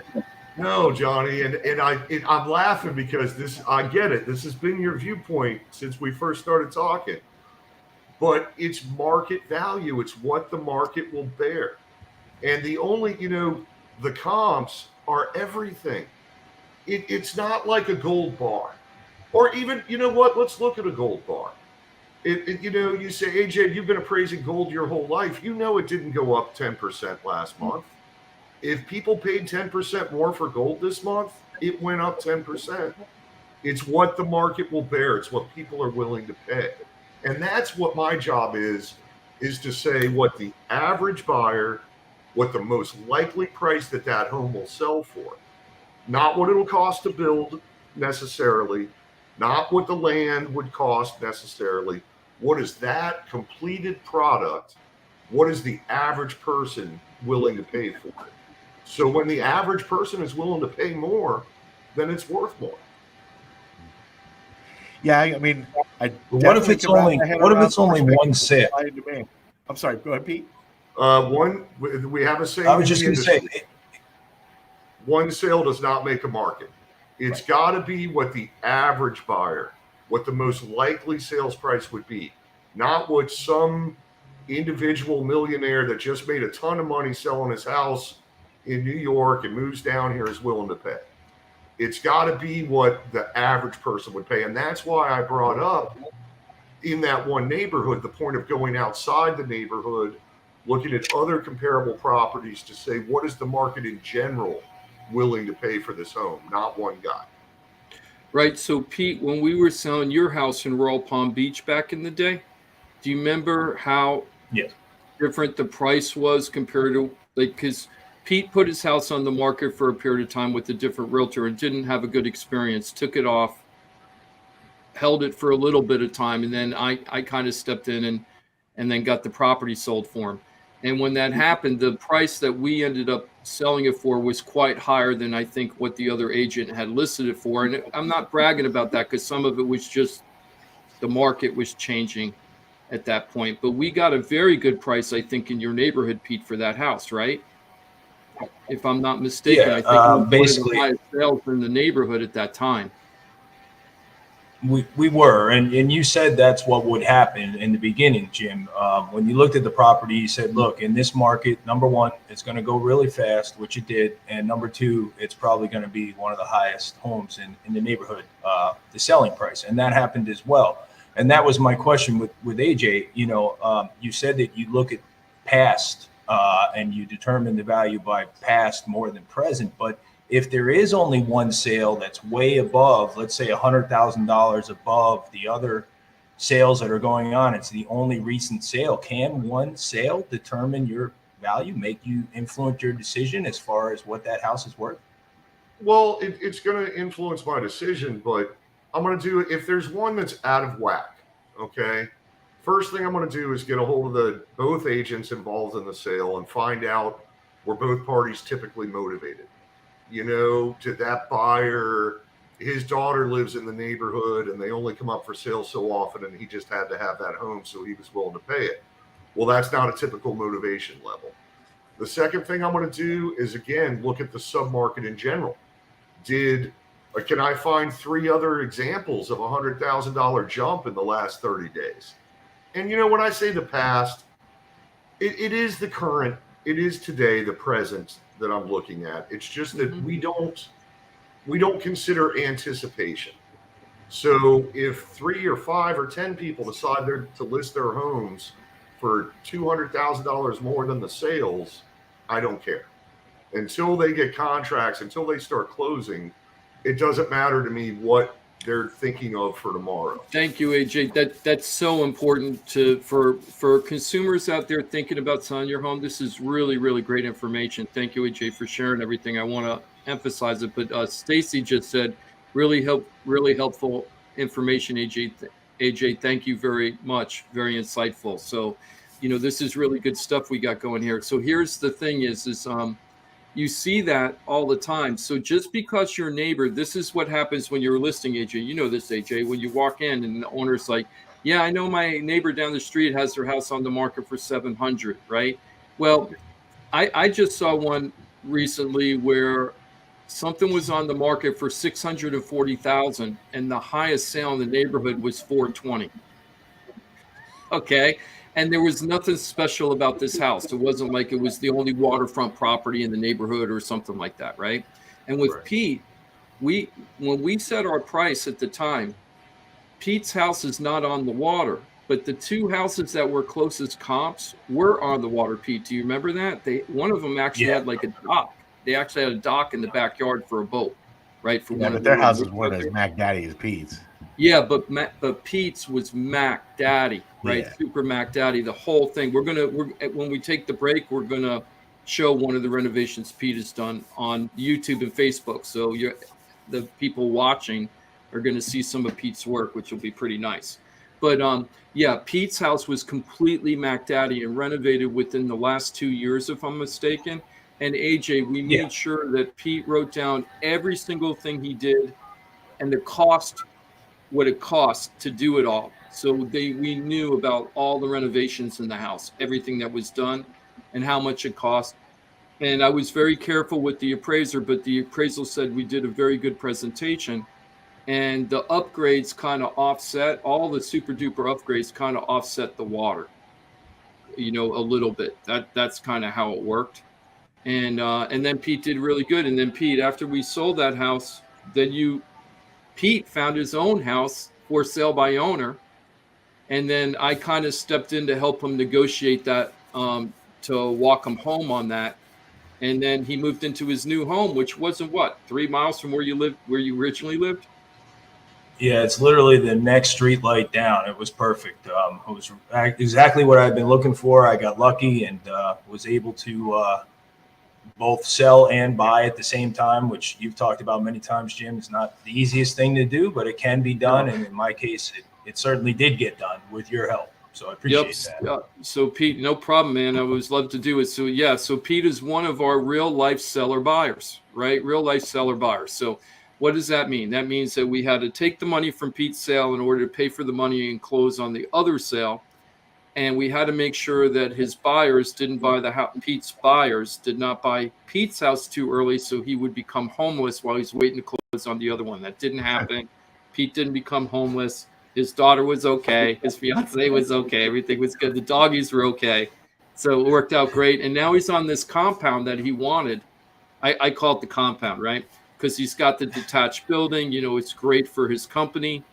It's on an acre, I think, or more than an acre. And it's like the perfect location that it's not only that, it's not too far west. He's in the acreage area, but he's not too far west. So getting to all of his jobs and everything, I'm sure that location is probably a nice for commuting everywhere you go. Let's go ahead and take a break, Johnny. We're going to take the break. When we come back, we're going to talk to Pete and contracting and how to use contractors and how to think about using contractors to help you find the house that you need to buy when we're in this super tough market right now. All right, great. And we had a question for Pete on Facebook too, right? We're going to Susan. Yep, we're going to one of our former customers. One of our former customers, Pete, is going to talk to one of our former customers, Susan, and talk to him about sewage pipes. All right, AJ, you're going to take off. Yeah, I'm going to take off, and I'll watch it later tonight, though. And Pete, it was nice to meet you, and guys, I hope you have a great rest of your show. I got to get back to typing files. Thank you. Don't work too hard. Okay. Exactly. Adrian Ullman, thank you very much for being with us. Touchstone Real Estate Services. Always nice to have an expert in his field to join the team, and that's what we have. A team of pros, y'all. Your one-stop real estate shop. It's called that for a reason, because this is a team of people that are absolutely phenomenal at what they do, and you have access to them all. FloridaTalkRealEstate.com. You'll find the hotline 888-973-7828. We're gonna have a short segment for you remaining. Thank you very much for sticking around. It's a 4-minute break, and we're back at it. Thank you for finding your way, whether you're Facebook, YouTube, on the radio, or even your free download, your iHeartRadio app. You're locked in. Florida Talk Real Estate right here on Real Radio. Letting you in on what girls talk about when the boys are not around. Thanks, Johnny. Flow Talk with Franny and Megan. Hear the latest episode right now on realradio921.com/Pillow Talk. Pillow Talk with Franny and Megan. Tonight at 10 on Real Radio 92.1. This report is streamed live on our iHeartRadio app. Download it now. Hey there, everyone. I'm CBS 12 Storm Track Meteorologist Zach Covey. Happy Saturday to you. We're topping out today in the mid to upper 80s at the coastline, low 90s if you're west of the I-95 corridor. Heat index values could allow for heat indices as high as the mid 90s. Very limited rain chance, only an isolated shower inland through the lake after 6 p.m. This report is sponsored by Wendy's Breakfast. The number one pick is in. Wendy's Breakfast, the official breakfast of March Madness. Choose your starting lineup, like the Breakfast Baconator or Honey Butter Chicken Biscuit, and enjoy oven-baked bacon, fresh cracked eggs, seasoned breakfast potatoes, and Simply OJ. Choose wisely, choose Wendy's. Hey, it's your boy Johnny C here, host of Florida Talk Real Estate. They're tops when it comes to helping people buy and sell houses. But Florida Talk Real Estate is so much more than that. For 5 years, I've watched these guys help thousands of our listeners with any real estate need. They couldn't do it without their sponsors, who are experts in their fields. Check it out. Jim DiPaola, powered by Keller Williams Realty. Their team specializes in helping people sell their house for top dollar, and buyers get great deals on the purchase of their home. That's what they did for me and my family, and I couldn't be happier that I hired them for my real estate transaction. Mike Rao from the mortgage firm is one of our favorite guests on the show, and he is the mortgage guy. Whether you're looking for a refi or a mortgage to purchase a new home, Mike Rao will get you the answers you need. The mortgage firm is licensed to do loans in Florida, Alabama, Tennessee, and Georgia, and they have local offices that cover all of South Florida. So if you're thinking about a refi or a new mortgage, go to the mortgage guy, Mike Rao, and find out what he can do for you. The Mortgage Firm, Inc., NMLS 189233, Florida license MLD 78, equal housing lender. The law office of Paul A. Krasker has been specializing in real estate law for nearly 25 years and has the professional team you need. Upside down with your house, Paul's team can help you conduct short sales, loan modifications, even if you're behind on payments. They also help you with foreclosure defense and bankruptcy. They can even help you get a student loan modification and repair your credit to get the score you need. Paul's full-service team has helped thousands of our listeners. They can help you too. Trident Title LLC is the largest privately owned title company in Florida. When you need a title company to complete a refi, home purchase, or sale, Trident Title has got you covered. Not only do they offer competitive pricing, Trident Title has attorneys on staff to make sure if you have bumps in the road declaring title that you can get the job done. Beware, not all title companies in Florida have attorneys on staff. Trident Title I don't know how to get into it. With all the new federal regulations released last year. Ross Camaronets, owner of Brightway Insurance, has been helping our listeners get great rates on homeowners insurance plans. Haven't checked your homeowners insurance policy in a while? This is a great way to help reduce your monthly mortgage payment. Ross can also help with renters and auto insurance. Ross is only a phone call away and can usually get the answers you need same day. Call Ross today at 561-425-6228 or drop by his office at 873 Donald Ross Road in Juno Beach. So now you know why I'm happy to be part of the Florida Talk Real Estate Show, the longest running real estate show in Florida. And all these sponsors are just a phone call or a click away. Just call 888-973-7828. That's 888-973-7828. Or go to floridatalkrealestate.com. That's floridatalkrealestate.com.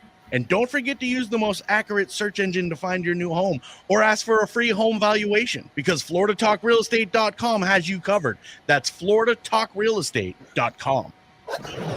This is WZZR FM, West Palm Beach, Real Radio 92.1, powered by the law offices of Anajar and Levine Accident Attorneys. I can't. Call 1-800-747-FREE. That's 1-800-747-3733.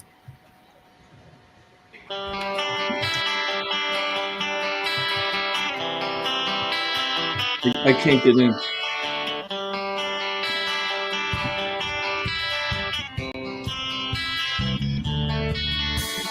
This is Florida Talk Real Estate with Jim DiPaola and Johnny C.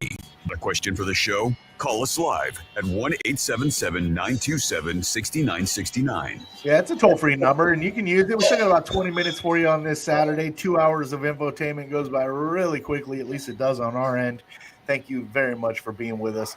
That's Real Radio 92.1, 101.7 on your free download, your iHeartRadio app. We're worldwide. And, of course, we go live on Facebook and YouTube. Florida Talk Real Estate on Facebook, Florida Talk Real Estate LLC on YouTube. Thank you for finding your way in, however that may be. If that lady in Port St. Lucie who just won $1 million on the $50 scratcher, yes, I said a $50 scratcher. Whew, that's steep. You want to buy some property? Go to floridatalkrealestate.com. I think she's getting the one lump sum of like 800 and something thousand. You want to invest that, go to FloridaTalkRealEstate.com. Let's find you a property or two that you can look forward to for the future. Yes, Port St. Lucie representing with a brand new millionaire. Or almost millionaire. Johnny C, that's me. Hello, Pete Walsh joining us for the very first time on this Saturday. That's a Walsh Painting and Contracting. He is phenomenal at what he does.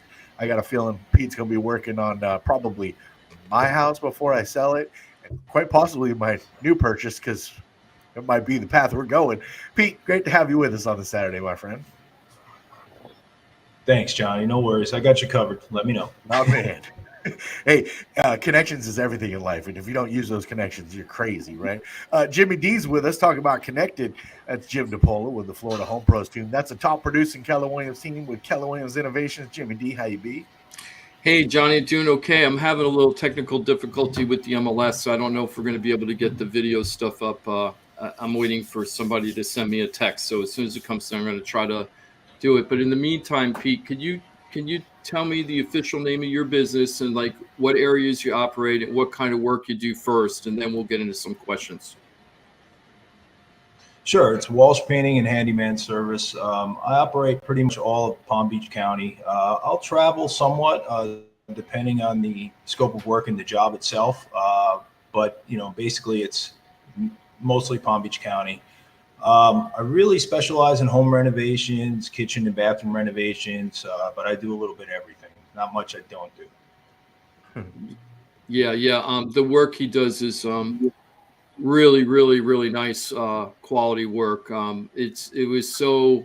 Anytime Pete does, hold on. Okay, Johnny, talk. I'm going to step away just for a second. Just get this. Oh, hey, we may have some pictures going on here. Yeah, Pete, how long you been doing the renovation game? So handyman is kind of widely used, and that does mean that you can wear many hats and do many things.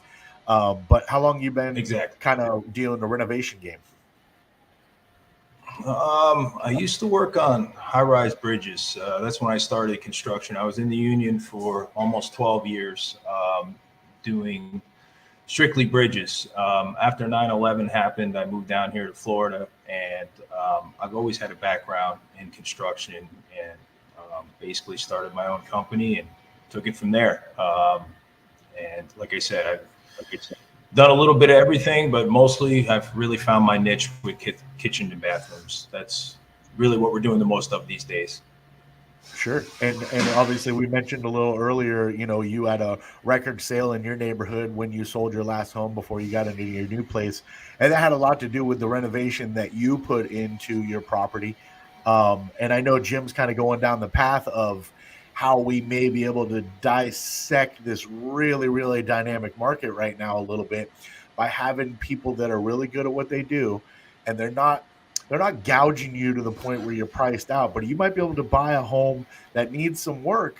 And with our contacts, guys like Pete that we can reach out to and get a good feel for what it would cost to get a home to the improvements they're looking for, this might be a great approach for folks like me who are looking at some of these values right now and going, wow, maybe I'll take this home, needs a little work. I pay Pete for a couple of months and I get the home I'm looking for. Are you starting to see a lot of that in your world, Pete? Absolutely. And, Johnny, you mentioned contacts, and that's another point I want to make. Every week, Johnny tells you about their one-stop shop team, and they have a list of professionals on board that can help you. And I'm a big fan of the show. I've been listening for a long time, and it's very informative. But not only that, it's absolutely true. I'm a guy that can really check all of your boxes. I've used Mike, I've used Paul, I've used Ross, I've used Jim, I've even used Trident Title. I've had nothing but good things to say about all of them. Really helped me out. You guys really are a one-stop shop, and just want to say that to anybody out there that really needs help. Call in for sure. These guys can help you. They've helped me. Well, that's fantastic. It's a nice little testimonial for sure. And it's easy to do. Just go to FloridaTalkRealEstate.com. You'll see the hotline there, 888-973-7828. Fill out a contact sheet. You go over to Facebook. There's lots of ways to get in touch. And obviously that speaks volumes. And the fact that you're with us here on a Saturday is speaks even more there, Pete. But are you starting to see that a little bit more though? You see folks say, "Hey, Pete, what's your calendar looking like? And I need you to give me some estimates to do this, and this to this home because I'm thinking about buying this one. It needs a lot of love." Yeah, I think with the market going up the way it has been, and people having the ability to get more money for their houses and wanting to make a move for whatever the reason is, a new place. Yes, I'm seeing that a lot. I always get a lot of calls, especially if a house is about to go on the market, with a punch out list of things they want to do before it gets done, so they can get the most out of the property that they can. And certainly definitely seeing a lot of that, and also seeing it on the other end once they get the new property and what they want to do to make it their own.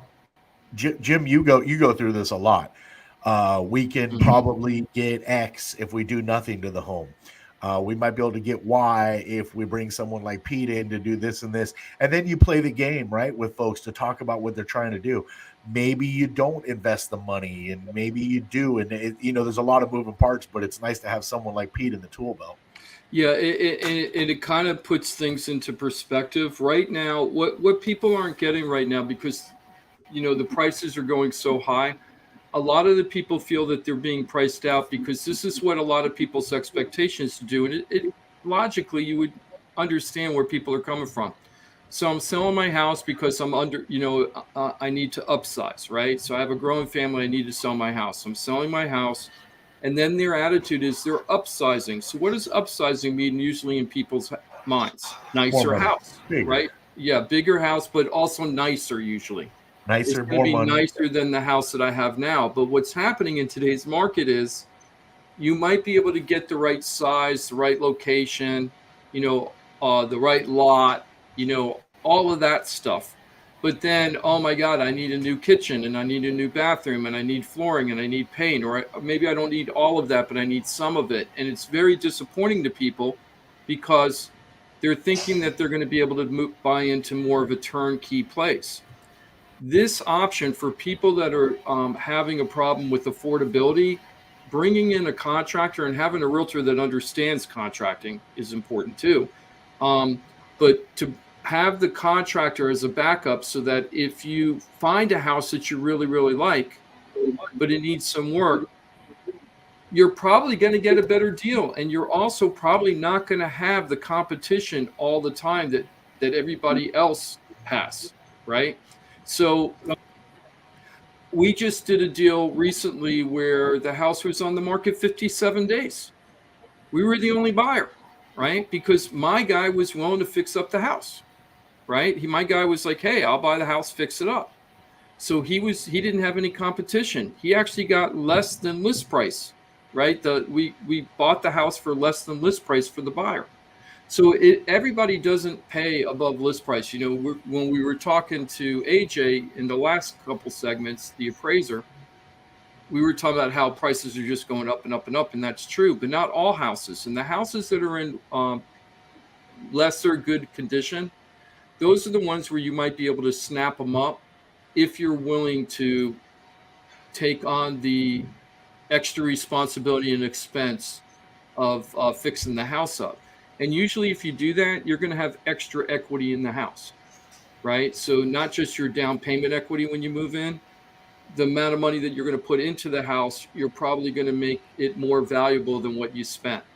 So let's say Pete's doing a $50,000 renovation for you. I'm just making it up, right, on a house. And you're probably going to have more than $50,000 of value for the repairs that he did for you, the upgrades that he did for you. And there's a really good opportunity for that to happen. And I feel like the guy that we talked about at the beginning of the show who decided he was going to rent, and the rent was too high, then he went back to looking again, then he decided he was going to rent and locked in his rental rate. One of the things that he was missing out on, there were plenty of homes for him that he could have bought, but he didn't like the construction stuff related with it because he didn't feel they were nice enough. And really, he could have bought those houses undervalued, put the money into it, and had more equity and a house designed the way that he wanted it, right? Like built the way he wanted with his finishes. And he could have done all that and actually had extra equity in the house. it is a good play if you do it. Now, Pete, if you're going to do that, the biggest thing I tell people is you have to be careful about the contractors you hire to do it. Johnny knows this. Johnny comes from a contractor family, kind of like I do. You've had a lot of people in your family, Johnny, that were contractors back in the day, right? Yeah. So you know what it's like. So the thing is, how do people make sure that they're hiring the right contractor? And what are the things? I know that you clean up messes for people. I know that you've been hired after somebody else didn't do a good job. What do you think the biggest mistakes people make when they end up hiring a contractor and it doesn't go good? What were the biggest mistakes you felt like they made? Honestly, I think they were just a little too trusting in people, not really checking references, not really checking background, not really looking at former jobs, former work, talking to people, and also asking questions. How long is it going to take for, I'm waiting for cabinets. When are they going to come in? How long is it going to take for the countertop to come in? How long is this install? And a lot of people just get excited. They buy a property, they jump right into it, they hire a guy, and then when the guy doesn't show up for a week or two at the time, then they start realizing that maybe I didn't make the best choice. Before you sign any contract, I would go through all these questions. Sit down with your contractor, ask them, hey, what's your first scope of work? What happens next? Be informed. Do all that before you pull the trigger, for sure. Yeah, and it's kind of like we've always said, Jim. I mean, even with like hire on a realtor, pull the stats, show what they do. What's your production? What? Let me see your numbers. It's not an unreasonable request from anybody looking to hire someone. And I find it fascinating that a lot of coaches just put trust in, whether it's a friend of mine, they know somebody. I think they just kind of say, oh, all right, I'll go with that. The reality is we have a lot of people in our lives that are great people. They just suck at what they do. That there's truth to that. And what about the contracts? Like, so you're vetting them, but then you're looking at the contracts. Is there anything in the contracts that should be in there to protect the homeowner that you feel is like fair to both sides? Yeah, I mean, and again, you want to discuss the time frame of the project, the materials, everything completely up front, because listen, there's always the unforeseen. You can get into a project, especially with materials today, they're getting harder and harder to get, and that can certainly slow things down. You just want to make sure that both sides understand this going into it, and usually that makes things run a lot smoother. What about Johnny you brought up about the timeline for materials arriving with all these supply chain problems? How much has that been affecting you? Are you like months late on jobs because of it or anything? I wouldn't say months. The problem is you can't pin down one specific material either. It's materials. They might have them, an abundance of them one week, and the next week have none. It depends. Even something as simple as paint. I've had problems getting paint before because the trucks aren't delivering. It's just been difficult across the board. Plywood's gone through the roof. That's another thing that's been difficult to get. Cabinets, I work with a pretty good cabinet company that actually has a really fast turnaround time. But you never know. Like I said, myself and my guys, we're in Home Depot probably 3 times a day, every day. And depending on what you're looking for, that particular store might have it on a Monday, but not on a Wednesday. It's really hard to pinpoint what specific material you're going to have and you're not going to have, and what's going to take longer and to come in. So you didn't mention lumber in a lump. You mentioned plywood specifically. Yeah, for some reason, plywood has been one of the things that has been more and more difficult to get. And it's also, cost increase for construction materials has gone through the roof. But with plywood especially, it's more than tripled the cost, recently. Wow. So. Wow, I hope that changes before hurricane season, because, man, we get one chart and the plywood demand is going to go through the roof. What's going to happen then? If you have a shortage now, exactly, when everyone's looking to board up their windows, what's going to happen then? That's a good point. Yeah, for sure. Now, Pete, we just had Stacy, who's going to be one of our new customers. She's saying, adding Pete to my list of besties. I'm going to need him when I buy my first home. So she's already thinking that way, renovation, because she's on a tight budget, so she knows the house isn't going to be in pristine condition when she gets it, but she's ready to put a little elbow grease in there. So how important is it, so let's say a buyer's getting really creamed, right? They keep looking at houses, they turn in offers, they're not getting their offers accepted, and they're like, maybe I should buy something that needs some work, and trying to work on that. How quickly can you react to a buyer like that? So like if an agent calls you up and go, hey, I got this buyer, he's thinking about buying this property, he's in his inspection period, let's say. Can you come out during the inspection period and give us an idea of what a takeoff would be for the property? Can you do that kind of stuff for people? Yeah, I do that quite a bit, especially for people that are looking to buy a new property and really not sure how much money it's going to take, what it needs, what needs to be renovated, where they should put their money. I do walkthroughs with customers all the time with that, and just giving an opinion on where they should spend their money and where they should start with renovation, and most importantly, what it's going to cost. Let me give you a really great real life example that's happening right now with Pete, right? So I had a couple, I had a family that was moving from North Carolina to down here in Tamarack, Florida, and they were buying a home, and one of the family members is in a wheelchair. So they're on a very, very tight budget, fixed income, and it was very difficult to find anything with a bathroom. First, we needed like a walk-in bathroom, like a walk-in shower kind of thing.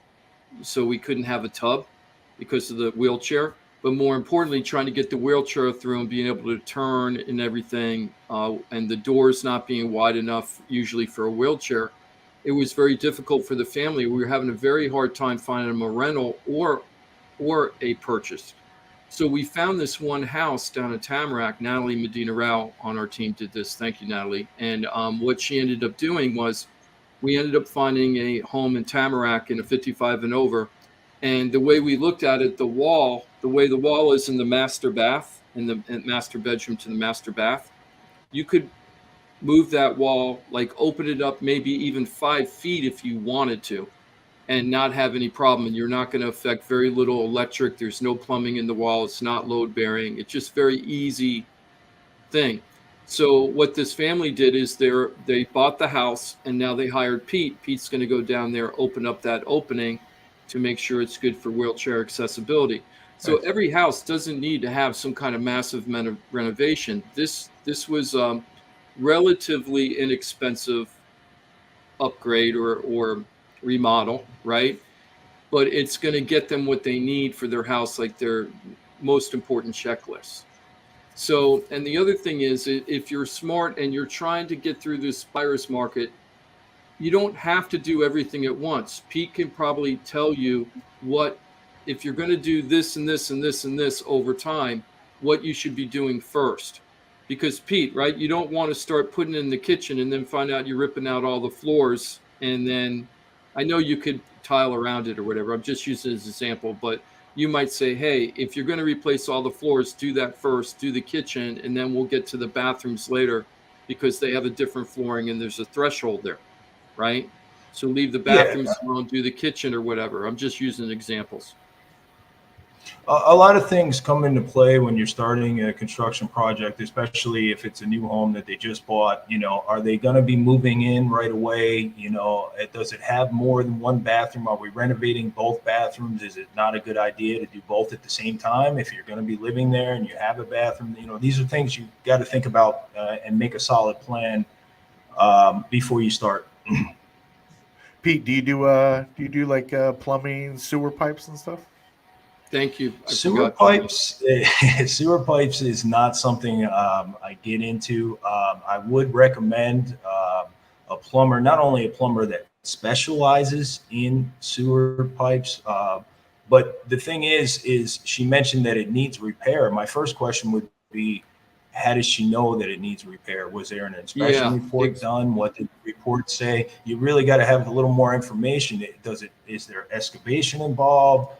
What type of material for the pipes? Really need to know a little more about it. Also, sometimes they can just sleeve those things, right, Jim? Yeah, I've heard mixed.